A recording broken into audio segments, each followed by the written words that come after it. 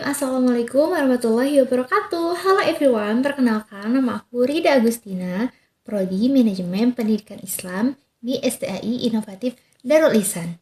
Dibuatnya video ini teman-teman yaitu untuk memenuhi salah satu tugas mata kuliah aku, yaitu mata kuliah Ilmu Fikih. Selain untuk memenuhi tugasku, aku juga ingin sharing sama teman-teman ilmu yang bisa aku pahami tentang materi ilmu fikih yang berjudul puasa.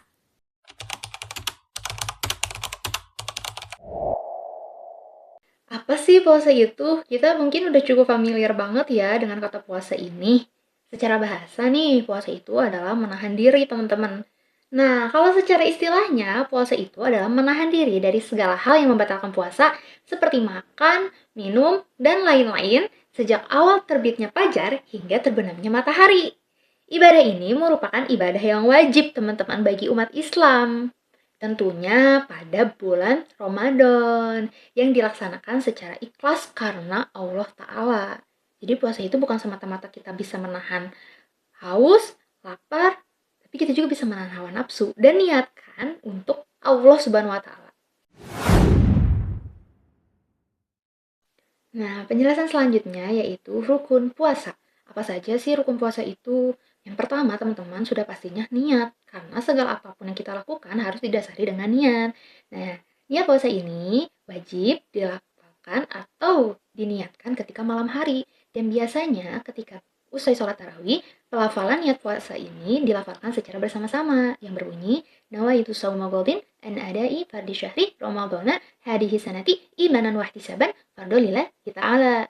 Nah, kemudian yang kedua, menahan diri dari segala hal yang membatalkan. Jadi rukun yang kedua ini sama seperti tadi pengertian, yaitu menahan diri dari hal yang membatalkan puasa seperti menahan haus, lapar, seperti itu teman-teman. Itulah rukun-rukun puasa. Next ke penjelasan selanjutnya.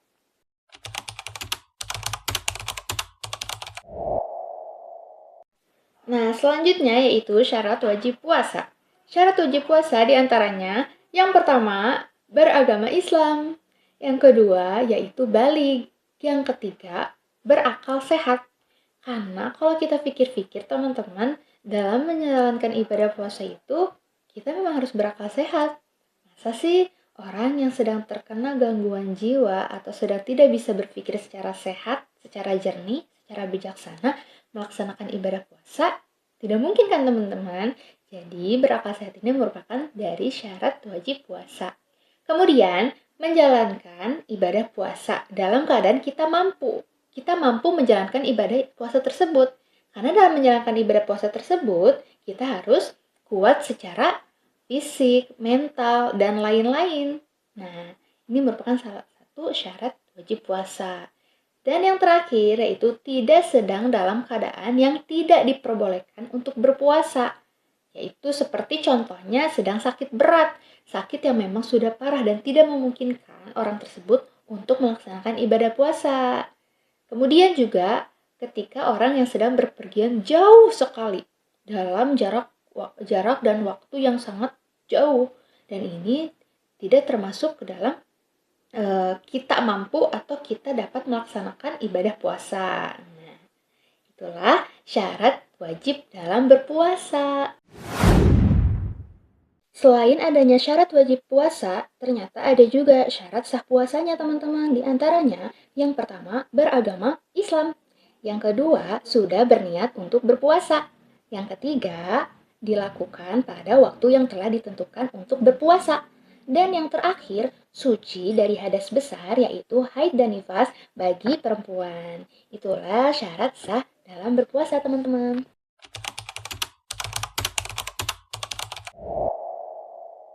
Nah, adapun hal-hal yang dapat membatalkan puasa. Yang pertama, makan atau minum dengan disengaja. Yang kedua, muntah dengan disengaja. Karena muntah itu mengeluarkan sebagian yang ada di tubuh kita atau di perut kita secara sengaja. Yang otomatis makanan tersebut akan keluar kembali. Itu juga merupakan hal yang membatalkan puasa. Nah, yang selanjutnya, keluarnya darah, haid atau nifas bagi perempuan. Nah, selanjutnya, bersenggama dengan pasangan suami istri yang sudah bersuami istri ya teman-teman tentunya.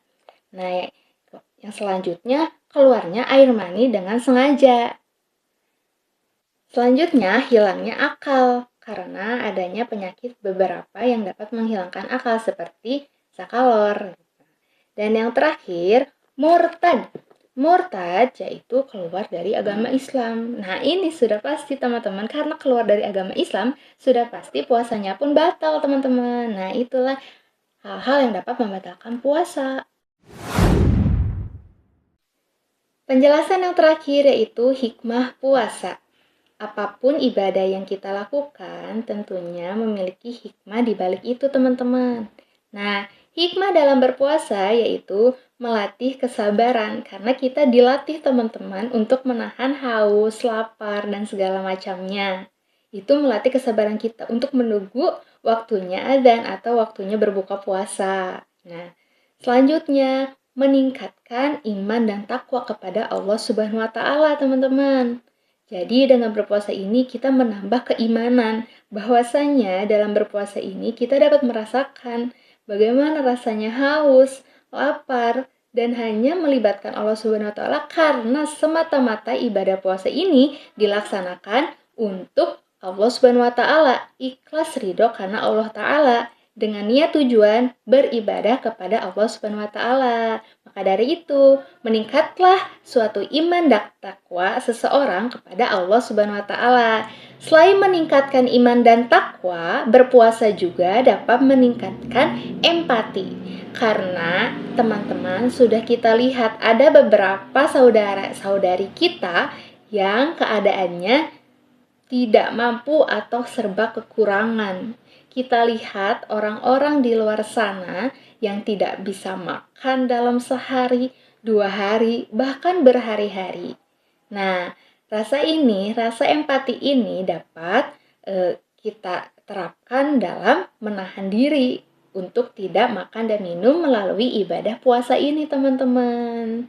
Jadi seperti itu, di balik apapun yang kita lakukan, apapun yang kita jalankan, tentunya banyak sekali makna-makna hikmah yang dapat kita ambil. Jadi bukan hanya untuk sekedar beribadah, tetapi juga untuk melatih diri kepada sesama. Dapat merasakan hal yang dirasakan oleh orang-orang ketika mereka tidak bisa mengalami seperti kita, yaitu dalam makan, minum secara lancar ya teman-teman, secara normal. Cukup sekian pembahasan yang dapat saya sampaikan. Mohon maaf apabila ada kekurangan dan perkataan yang kurang berkenan. Terima kasih teman-teman yang sudah menonton, menyaksikan, dan mendengarkan penjelasan ini. Assalamualaikum warahmatullahi wabarakatuh. See you.